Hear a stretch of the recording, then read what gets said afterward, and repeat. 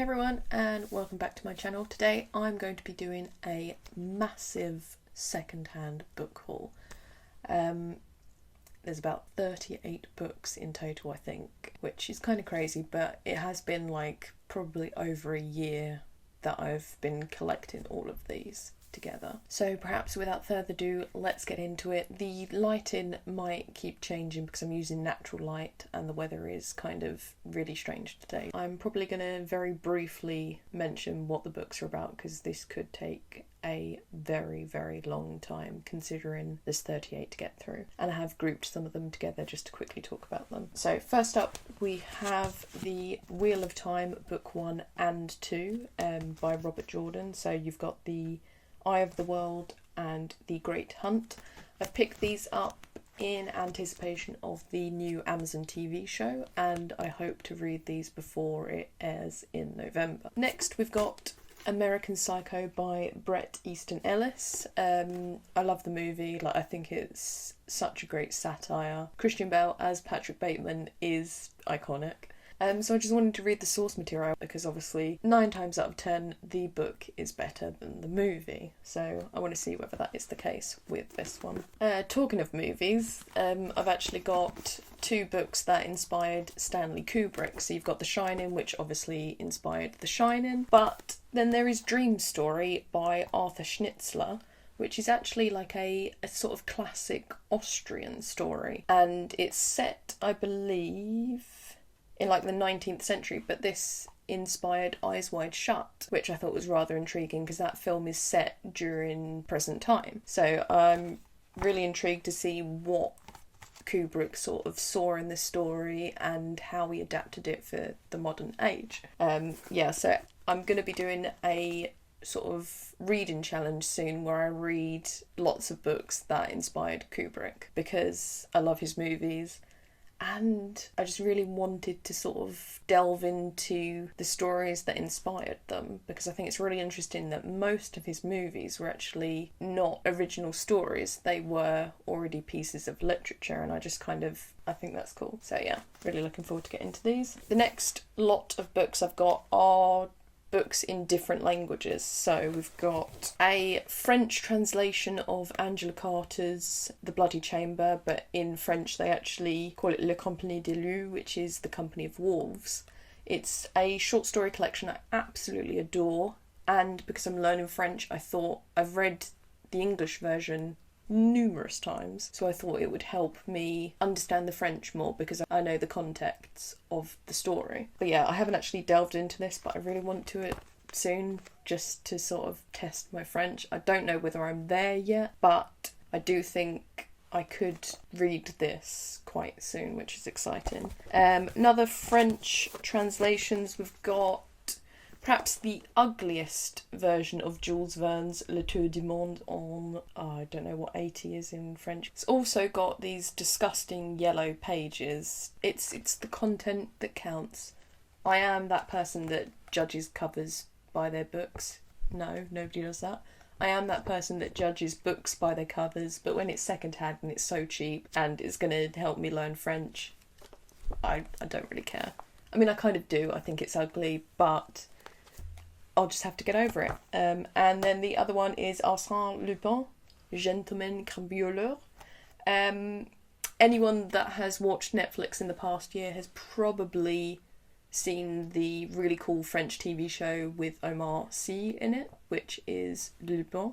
I was very much inspired by that to pick this up. I kind of thought it sounded quite intriguing, like a gentleman thief going around stealing stuff in sort of, I don't know when this would have been, sort of around the same time as Sherlock Holmes, at like Victorian era. Yeah, so that should be exciting to read. Rainer Maria Rilke's Letters to a Young Poet. Yeah, so it's a bit of a random selection to pick up a book of letters written in German, then translated into French. But I don't know, I was inspired, let's just say. And interestingly enough, it's also got the German side by side with the French. And part of me does want to learn German at some time because I think it is a beautiful language. But let's prioritise French and Korean first.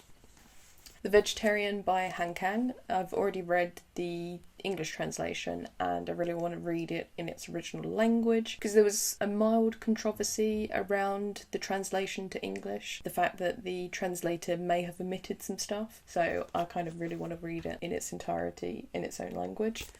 And then this one is Temperature of Language, and it's a book about linguistics and how the words you choose can change the meaning of something you say. So it's all about linguistics in a language I want to learn, so I thought that was quite cool. Should we continue with Korean? Because I've got translations. One of my favourite authors is Yong-Ha Kim, and I recently picked up I Hear Your Voice, which is one of his novels, and then I've had for a while these two short stories. First one is Photoshop Murder, and then the other story in dual collection is Whatever Happened to the Guy Stuck in the Elevator. I love his work, I love his prose, so I got them. Let's delve into science fiction again. We've got William Gibson's Neuromancer, probably the seminal book in the cyberpunk genre. It inspired pretty much every movie after its release in 1986, my bad. So it was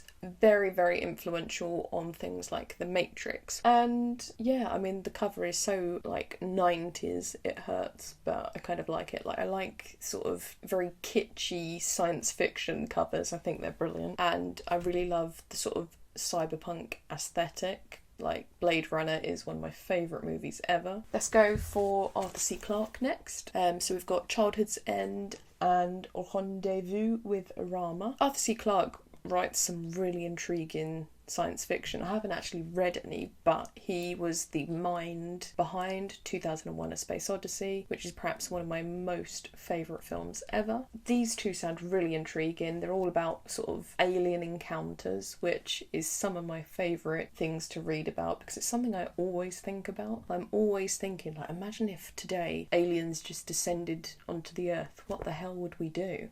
So I love reading speculative fiction about encounters with aliens, because it just, you never know, right? You never know. What's the paradox? Is it Fermi's paradox? Is that the calculation that calculates how likely it is that there's life out there? Or is it the paradox, because it's a paradox? Or is it the idea that we'll never encounter another alien species because we should have by now?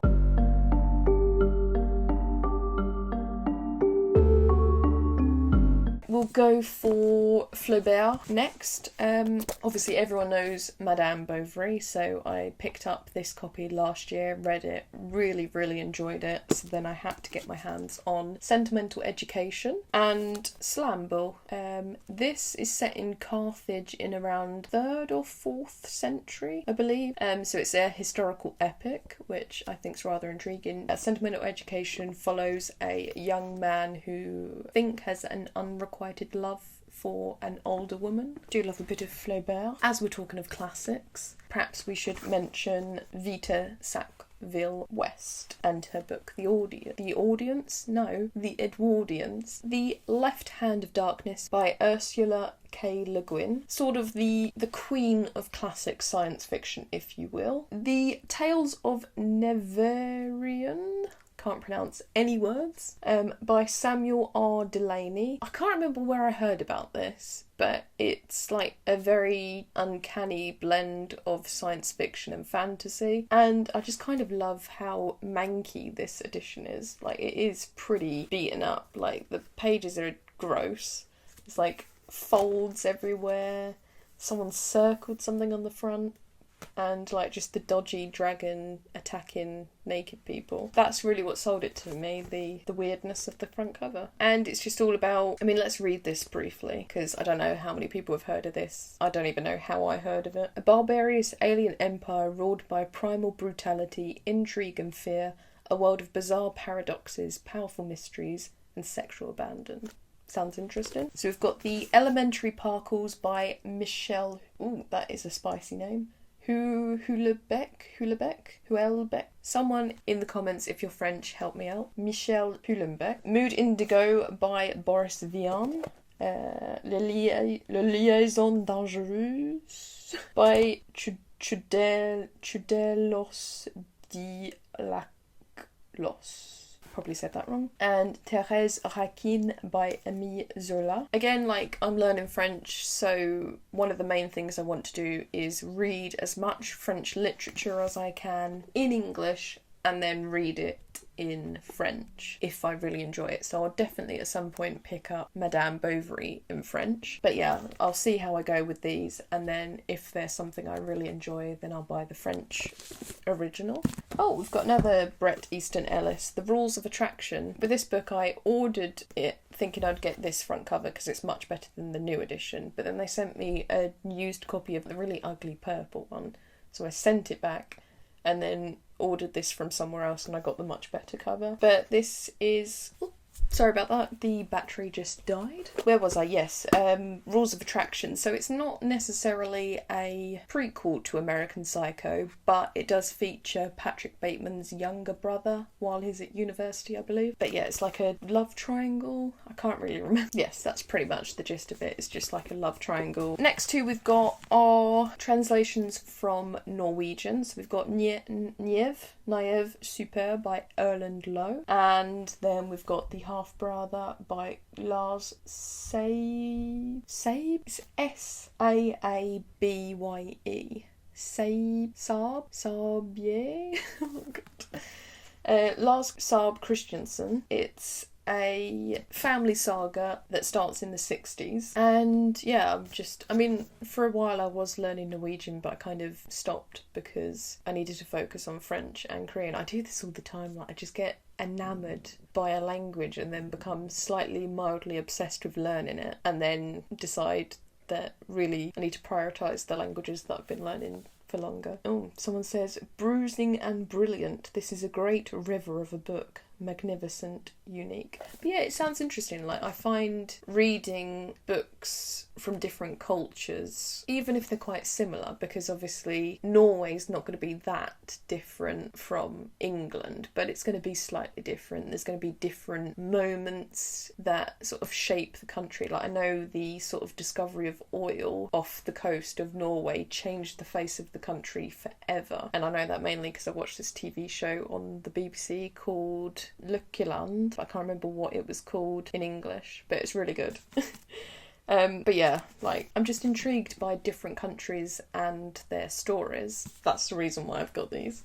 And then these are the final books. They all belong to the same author and someone that I've recently become really into, and that is none other than Isaac Asimov. So I've got a mixture, or shall we say a jumble of two different sort of factions of his work. So we've got the Foundation series. I think I've nearly got every single book in it. How many books is there? There's 6. I think there's 7 books in total, but the one that I don't have is like a prequel. So I'm just gonna like read through the whole series and then maybe find the prequel one. But yeah, it's all about a collapse of a galactic empire far, far, far into the future, and one man's plan using this discipline of psychohistory, which like is very mathematics orientated and sort of predicts all the things that are going to happen, and he's calculated that he can help the empire recover from its collapse and form a new one in 1,000 years rather than 30,000 years. And so basically this tells the story of his plan to rebuild the empire and how that happens. You constantly shift in time, so you don't stick with characters for very long, so that might be something that people find a bit annoying, especially if you're into very character driven science fiction. But if you don't mind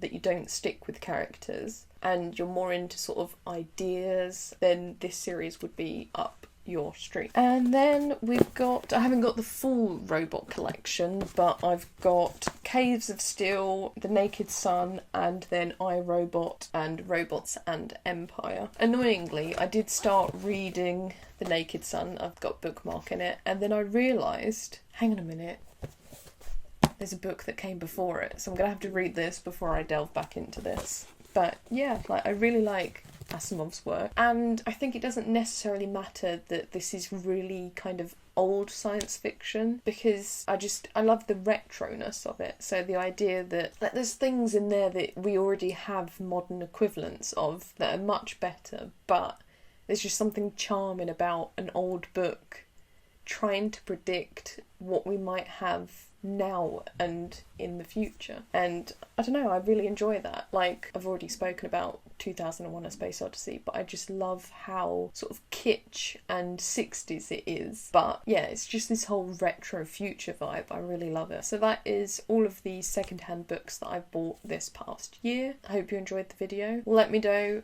down in the comments section what books you've recently bought and whether you prefer new books or secondhand books. And then I'll leave a couple of links in the description box of where I get my books from so that you can have a look and potentially swap your habit to buying secondhand books to save the planet and your bank balance. Anyway, thank you for watching and I will see you again soon. Bye bye.